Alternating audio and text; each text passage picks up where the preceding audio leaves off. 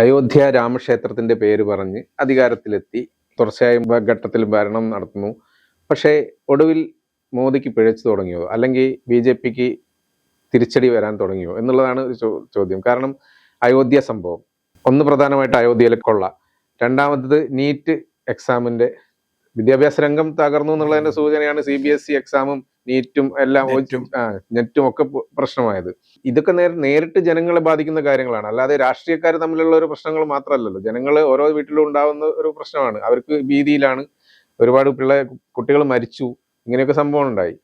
ഇതിനൊന്നും മറുപടി പറയാൻ മോദിക്ക് ഒന്നിനും കഴിയുന്നില്ല. എന്തായാലും ഇപ്പൊ വർഷകാല സമ്മേളനം വരാൻ പോകുന്നു. മോദി എന്ത് തീരുമാനം എടുക്കും എന്നുള്ളതിനെ കുറിച്ച് വല്ലതും ഒരു മോഡി അദ്ദേഹത്തിന്റെ പ്രധാനമന്ത്രി ജീവിതത്തിലെ ഏറ്റവും അപകടകരമായ ഘട്ടത്തിലൂടെ പോവുകയാണ്. സാധാരണഗതിക്ക് 75 വയസ്സ് കഴിഞ്ഞാൽ പാർട്ടി മാറ്റി നിർത്തും. അത് കഴിഞ്ഞിട്ടും അദ്ദേഹത്തിന് എക്സെപ്ഷൻ കൊടുത്ത് മുമ്പോട്ട് പോവുകയാണ്.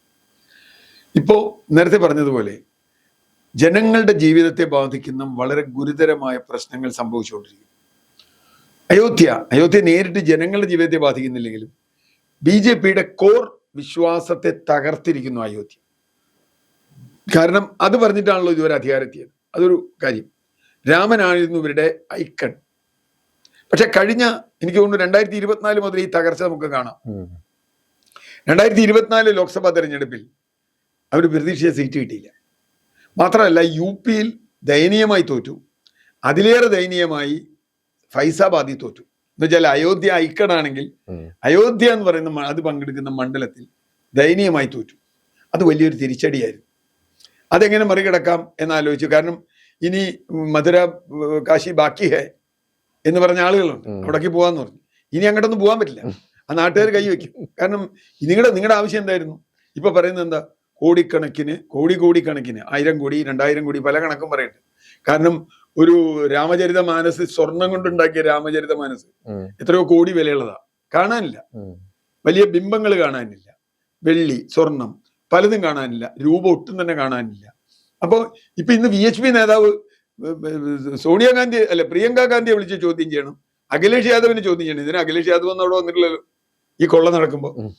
ഇത് ശബരിമല കൊള്ളയിൽ സോണിയാഗാന്ധി ചോദ്യം ചെയ്യണമെന്ന് പറഞ്ഞ CPM ഭരണമാരിയാണ്. യഥാർത്ഥത്തിൽ എന്തടിസ്ഥാനത്തിലാണ് ഇത് ഇവർക്ക് എക്സ്പ്ലെയിൻ ചെയ്യാൻ പറ്റുക? BHPക്ക് സഹിക്കുന്നില്ല, RSSന് സഹിക്കുന്നില്ല.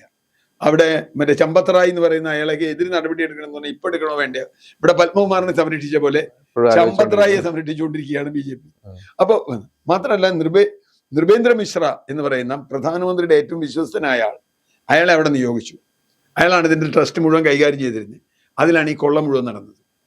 യോഗി ആദിത്യനാഥിനാണ് ഞാൻ അടുത്ത തവണ ഇലക്ഷൻ വരാൻ പോകുന്നത്. ആദിത്യനാഥിനെ സംബന്ധിച്ചിടത്തോളം ഉള്ളിൽ ഇതിനേക്കാൾ തീയാണ്. കാരണം UP ഇലക്ഷൻ തോറ്റാൽ അയാളുടെ രാഷ്ട്രീയ ജീവിതം അവസാനിക്കും. അതും ഒരു കാര്യമുണ്ട്. നീ മോഡി മാറിയാൽ, അദ്ദേഹത്തിന് പ്രായാധിക്യം ഉണ്ടെന്ന് പറഞ്ഞ് മാറിയാൽ വരാൻ പ്രതീക്ഷിച്ചിരുന്ന ഒരാൾ യോഗി ആദിത്യനാഥ്, അയാളുടെ കാര്യം ഏതാണ്ട് കട്ടപ്പൊക്കെയാവാനാണ് സാധ്യത.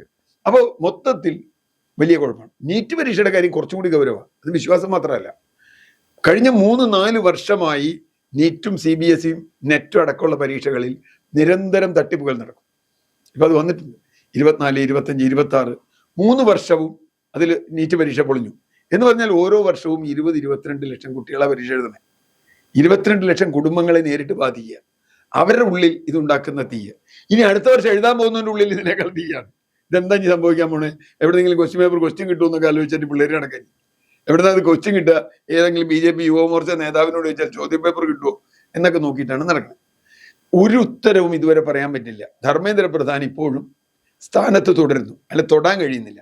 എന്ന് പറഞ്ഞാൽ ഇയാളെ സംരക്ഷിക്കുന്ന ജോലിയുണ്ട്. ഈ ജോലി, ഇത്തരത്തിലുള്ള ജോലികൾ നിരന്തരം ചെയ്യുന്നു, മറുവശത്ത് ചെയ്യുന്നു. ഇനി പാർലമെന്റ് സമ്മേളനം വരുമ്പോഴുള്ള ഒരു പ്രശ്നമുണ്ട്.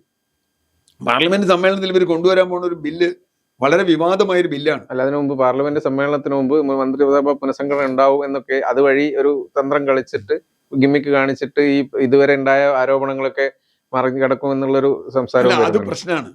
അത് തൊട്ടാൽ BJP സംഘടനയ്ക്കകത്ത് പ്രശ്നമുണ്ട്. ഇനിയിപ്പോ സംഘപരിവാർ നേരിട്ട് മോഡി അത്ര വിശ്വസിക്കാൻ പോകുന്നില്ല. കാരണം മോഡി ഈ കൊള്ളയിൽ ഡയറക്റ്റ് ആയിട്ടോ ഇൻഡയറക്റ്റ് ആയിട്ടോ അയോധ്യയിലെ കൊള്ളയിൽ പങ്കുണ്ട്, അല്ലെങ്കിൽ പങ്കുള്ളവരെ സംരക്ഷിക്കുന്നുണ്ട് എന്ന് സംഘപരിവാറിന് ബോധ്യമുണ്ട്. അപ്പോൾ ഇതുവരെ സംഘപരിവാറിനെ തൊടിച്ചിട്ടില്ല, UP ഗവൺമെന്റിനെ തൊടിച്ചിട്ടില്ല അയോധ്യ ട്രസ്റ്റ്. ഈ മോഡിയുടെ കീഴിലാണ്. അപ്പോൾ മോഡിയുടെ പൂർണ്ണമായ നിയന്ത്രണത്തിൽ അവരുടെ പാർട്ടിക്കാരും അയാൾക്ക് വേണ്ടപ്പെട്ട ആളുകൾ മാത്രം നടത്തുന്ന സ്ഥലത്ത് ഇത്ര കൊള്ള നടന്നിട്ട് ഇനിയിപ്പോ മന്ത്രിസഭാ പുനഃസംഘടനയ്ക്ക് പോയാൽ സംഘപരിവാർ ഉടക്കുന്ന കാര്യത്തിൽ ഒരു തർക്കമില്ല. ഇയാൾക്ക് ഇഷ്ടമുള്ള ആളെയൊന്നും വയ്ക്കാൻ പറ്റില്ല. അവര് പിടിമുറുക്കും. കാരണം ഇനി ഇങ്ങനെ പോയാൽ ഞങ്ങൾക്ക് പറ്റില്ല. അപ്പൊ ഒന്നിൽ താൻ പോയിക്കോ, അല്ലെങ്കിൽ മറ്റന്നാളിൽ ഞങ്ങൾ പറഞ്ഞ പോലെ ആക്കിക്കോ. ഇപ്പൊ ധർമ്മേന്ദ്ര പ്രധാന്റെ ഒക്കെ കാര്യത്തിൽ വലിയ ചോദ്യം വരാൻ ഉണ്ടാവും വഴി. അങ്ങനെ വരുമ്പോൾ മന്ത്രിസഭ പുനഃസംഘടന അത്ര എളുപ്പമാവില്ല. ചില ആളിലേക്ക് എടുക്കാതിരിക്കാൻ നോക്കണ്ട്. പക്ഷെ അതിനേക്കാളും ഗുരുതരം ബില്ലുകൾ വരുന്നതാണ്.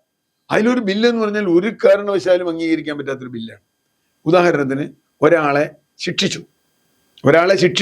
ശിക്ഷിച്ചിട്ടില്ല, ഒരാൾ പ്രതിയായ ഒരു കേസിൽ 30 ദിവസത്തേക്കുള്ളിൽ ജയിലിൽ കിടന്നാൽ അയാളുടെ മന്ത്രി സ്ഥാനം, MP സ്ഥാനം, MLA സ്ഥാനം ഒക്കെ പോകുന്നതാണ്. ഇത് പ്രധാനമന്ത്രിക്ക് ബാധകമെന്ന് പറഞ്ഞാൽ പ്രധാനമന്ത്രി ആരെ ശിക്ഷിക്കാൻ പോണേ? പോലീസൊക്കെ ഇവരുടെ അല്ലല്ലേ.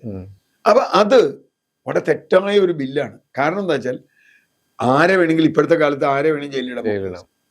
UAP ഇടാം, അല്ലെങ്കിൽ NIA ഇടാം, അല്ലെങ്കിൽ മണി ലോണ്ടറിങ്ങിന് ഇടാം, അല്ലെങ്കിൽ സ്ത്രീകളെ ഉപദ്രവിച്ചത്. ഇതൊക്കെ ഗുരുതരമായ കുറ്റങ്ങളാണ്.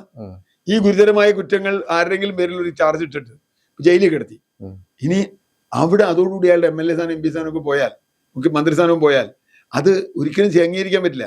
കാരണം ഇന്ത്യൻ ശിക്ഷാ നിയമത്തിന്റെ അടിസ്ഥാനം എന്ന് പറയുന്നത് കുറ്റവാളി ഒന്നൊരാൾ വിളിക്കാൻ പാടില്ല, കുറ്റാരോപിതൻ എന്നേ വിളിക്കാവൂ. Unless due process of law, നിയമത്തിന്റെ കൃത്യമായ നടപടിക്രമം അനുസരിച്ച് തീരുമാനമെടുക്കാത്തിടത്തോളം അയാൾ കുറ്റവാളിയല്ല, അയാൾ കുറ്റാരോപിതനാണ്, അക്യൂസ്ഡ് ആണ്. അപ്പൊ അക്യൂസ്ഡ് ആയ ഒരാൾ ഇപ്പൊ ശബരിമല കേസിൽ 90 ദിവസം ജയിലിൽ കിടന്നു. കുറെ ആളുകൾ 90 ദിവസം ജയിലിൽ കിടന്നു എന്നുള്ളതുകൊണ്ട് ഒരു കുറ്റക്കാരെന്ന് പറയാൻ പറ്റും? കുറ്റവാളി എന്ന് പറയാറായിട്ടില്ല. കാരണം അവരിനി ഡ്യൂ പ്രോസസ് ലോ എന്ന് പറഞ്ഞാൽ ട്രയൽ നടത്തി ശിക്ഷിക്കണം. അപ്പൊ ട്രയൽ ഒരാൾക്ക് അവകാശമുണ്ട്, ഫ്രീ ആൻഡ് ഫെയർ ട്രയൽ. അതിനാണ് അതൊക്കെ ഭരണഘടനയുടെ അടിസ്ഥാന തത്വങ്ങളാ ഫ്രീ ആൻഡ് ഫെയർ ട്രയൽ എന്ന് പറയുന്നത്. ഇപ്പൊ ഇദ്ദേഹത്തെ ജയിലിലിട്ടു, കേജ്രിവാളിനെ ജയിലിലിട്ടു. ഇപ്പൊ കേജ്രിവാളിന്റെ കേസ് ആവിയായി പോയ മാതിരി.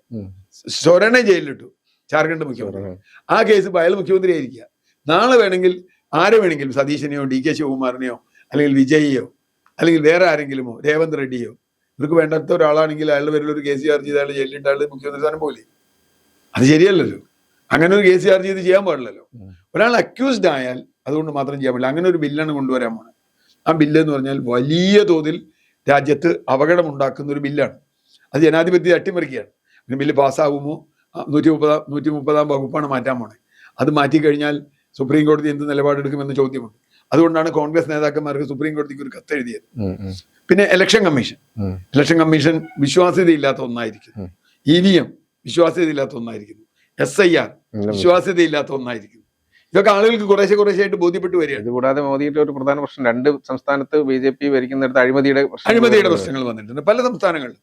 ഇപ്പൊ അഴിമതിയുടെ പ്രശ്നങ്ങൾ വരുന്നു. അതൊക്കെ മോദി കൊണ്ടുവന്ന ആൾക്കാരാണെന്ന് ശ്രദ്ധിക്കണം. മോദിയുടെ ആളുകളാണല്ലോ ഇപ്പൊ ഭരിക്കുന്നത്. അപ്പൊ ആ അർത്ഥത്തിൽ ഇതിനൊക്കെ മറുപടി പറയാതെ ഇനി മോദിക്ക് മുമ്പോട്ട് പോകാനാവില്ല. അതിന് പകരം ഏതെങ്കിലും ഒരു കേസെടുത്തു എന്ന് പറഞ്ഞാൽ ഇപ്പൊ നാളെ രാജീവ് ചന്ദ്രശേഖരനെതിരെ സതീശൻ ഒരു കേസെടുത്ത് അയാളെ ജയിലിലിട്ടാൽ രാജീവ് ചന്ദ്രശേഖരൻ MLA സ്ഥാനം പോവില്ലേ? 30 ദിവസം ജയിലിട്ടാ പോരെ? കേസ് പിന്നെ 90 ദിവസം വരെ ജയിലിടാൻ കുറ്റപത്രം കൊടുക്കാം, സമയം മേടിക്കാം, കോടതിക്ക് കൊടുക്കാം.